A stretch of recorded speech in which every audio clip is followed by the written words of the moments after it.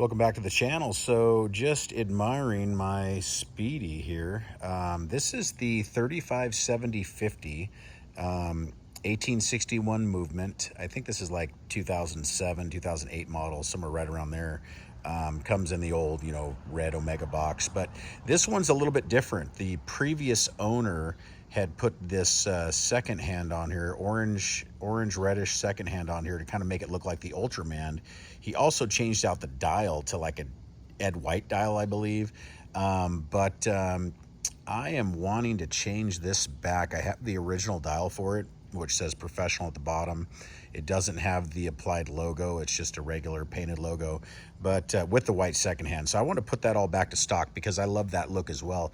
But I still really like this old school looking dial because I like that applied marker. So I'm kind of debating on just changing out the second hand, just going with a white second hand, to be honest.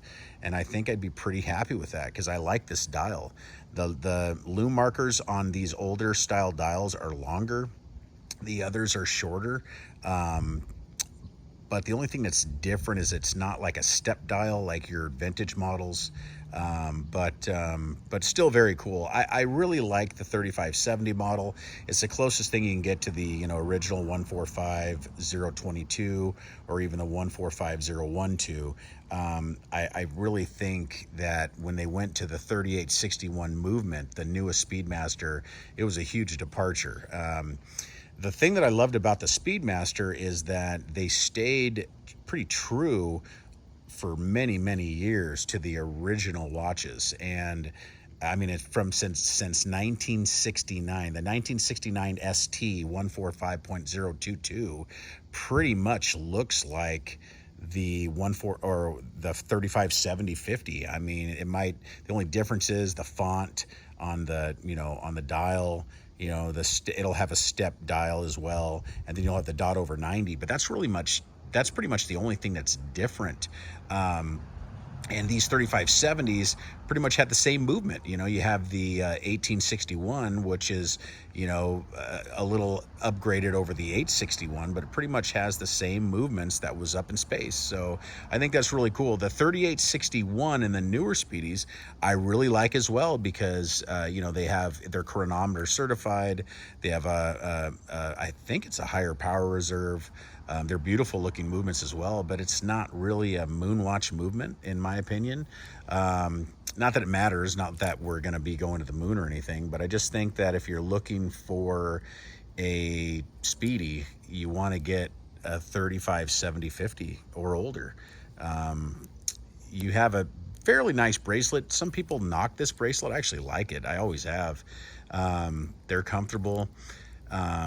I'm going to get a Forstner, I think that's how you pronounce it, bracelet pretty soon I'll do a review on that probably next week or something, and we'll show that on here. It's like the 1450 presidential bracelet, which they used to use those on the older Speedies, but I'll put that on here and see how that looks.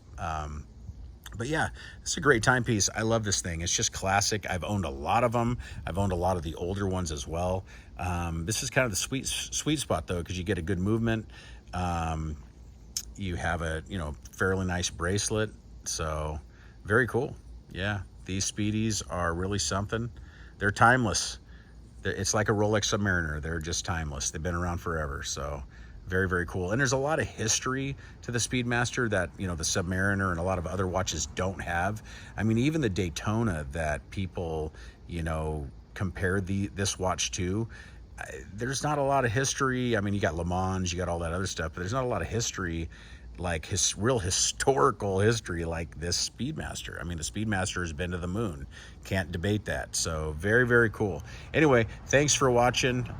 You'll see a video on this next week with a different bracelet, and then we'll figure out what we're going to do. If I'm going to change that second hand or end up changing the dial back, we'll figure it out. I do want to change the second hand just because I think the orange just pops too much. I mean, it's cool. It looks cool, but I want the white second hand. So anyway, thank you so much for watching. Please like and subscribe, and I'll see you in the next one. Thank you. Bye-bye.